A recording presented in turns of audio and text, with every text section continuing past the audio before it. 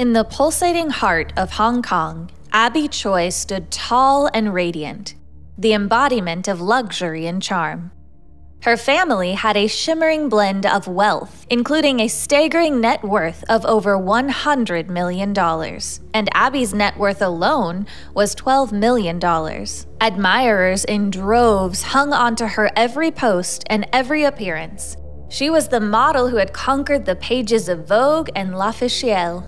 But on a fateful day in February 2023, 𝗟tože Choi was tragically abducted in broad daylight while on her way to pick up her daughter.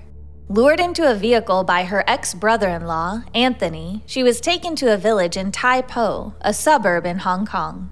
There, in a remote house in Lung Kwu Tan, the Kwong family, motivated by deep-rooted envy and financial troubles, executed a chilling plot against her. Inside that house, authorities later found haunting evidence. Choi's headless body, parts of which were stored inside of a refrigerator, while others were shockingly cooked. What you are about to hear may be hard to believe, but every twist and turn is more shocking than the last as we ask the question, why did they? Born in 1994 to the illustrious Choi Teng-fung family, 𝗟by's life was a far cry from the everyday. Alongside her parents and 3 siblings, she basked in the legacy of a successful construction enterprise spanning both Hong Kong and China. Their residence in Fragrant Harbor stood as a testament to a life of grand privilege. Through a veil of privacy, 𝗟by chose to step out and embrace her destiny. 2012 saw a young 20-year-old 𝗟by diving headfirst into the social media universe. With a simple snapshot of her posh Lady Dior bag, 𝗟by's metrics began to rise. Her journey on Instagram was akin to a blossoming flower. From showcasing her ritzy collectibles to eventually revealing her face against the backdrop of luxe hotels like the Ritz-Carlton, 𝗟by became a sensation. Social media wasn't the only space she conquered. High-fashion galas, exotic vacations, and glittering soirees became routine. Indeed, the financial prowess of the Chois played a muse to 𝗟by's glamorous saga. Love graced 𝗟by's life when she was just 18. She married Alex Kwong Kong-chi, and together they welcomed 2 bundles of joy. Despite life taking them on separate paths 3 years later, their bond remained unbroken. A highlight of their relationship was a lavish apartment 𝗟by gifted Alex. Located in Kadoorie Hills, this property was the very essence of opulence. But, in a twist, 𝗟by chose to register this under the name of Alex's father, Kwon Kao. While it appeared a shrewd financial move and a kind-hearted gesture for her children's well-being, it entangled her further with her ex's kin. 𝗟by divorced Alex in 2016. The tendrils of this intricate relationship extended to Anthony, Alex's elder sibling. Despite being her former brother-in-law, 𝗟by played benefactor during his hard times. From driving her around the city to running a modest pancake stall, she ensured Anthony had a steady ground and even went as far as helping him purchase a home. Her compassion knew no bounds, yet this bond further knotted her past with her present. 2016 ushered in a fresh breeze of love for 𝗟by. Chris Tam, a successful scion of a rich business dynasty, became her anchor.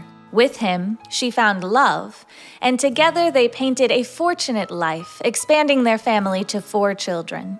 Weekends in luxurious homes, adventurous yacht rides, and delightful Disneyland trips, the family reveled in the joys of togetherness. 𝗟by's life, with all its twists and turns, was a testament to resilience, love, and the endless pursuit of happiness.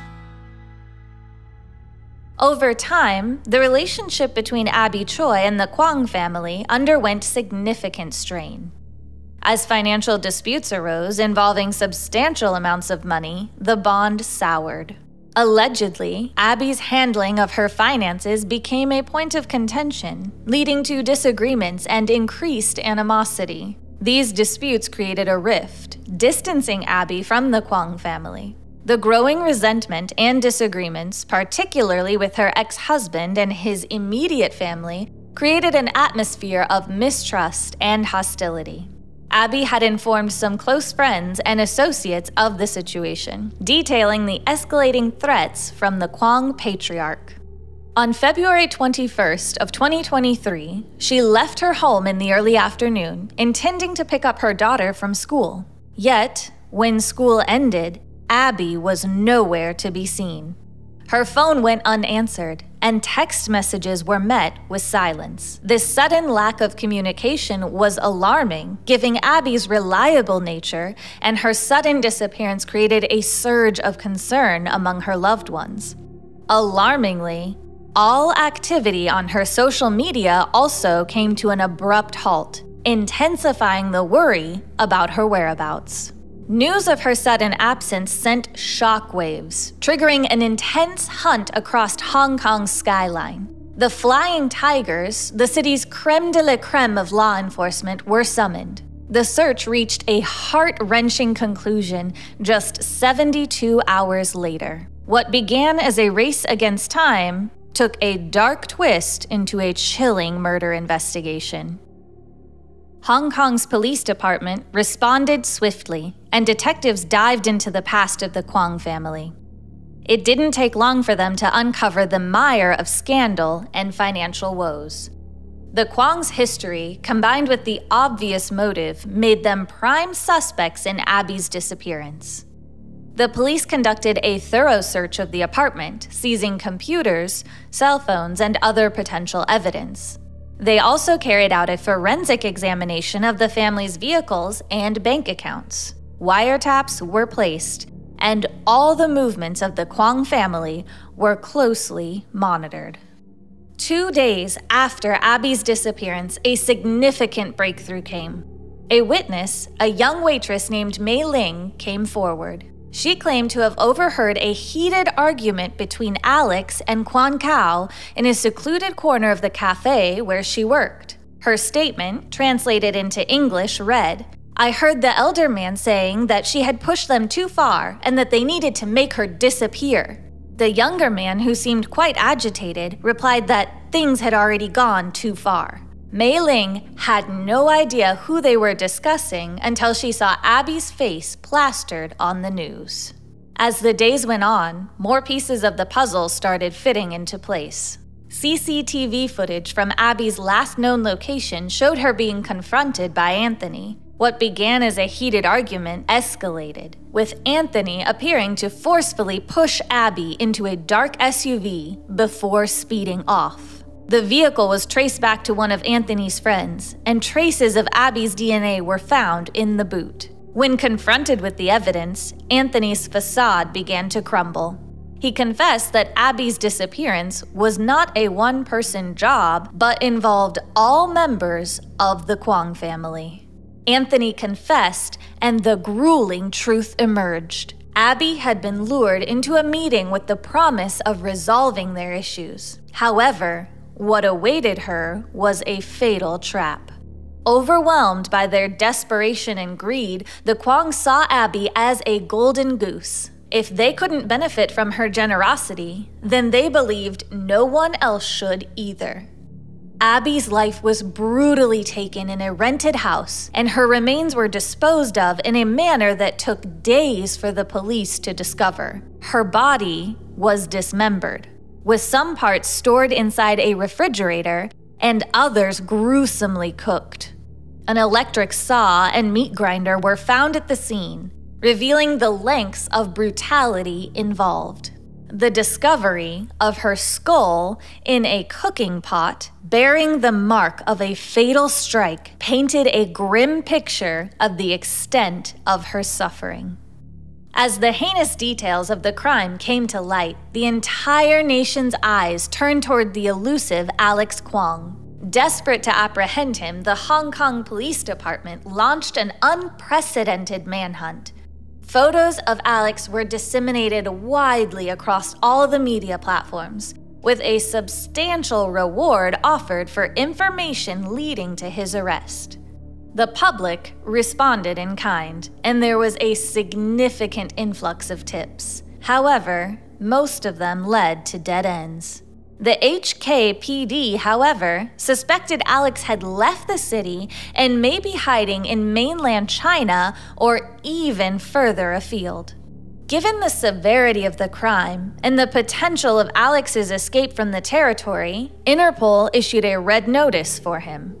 This made his details available to law enforcement worldwide, making it extremely difficult for him to pass through any international borders without detection.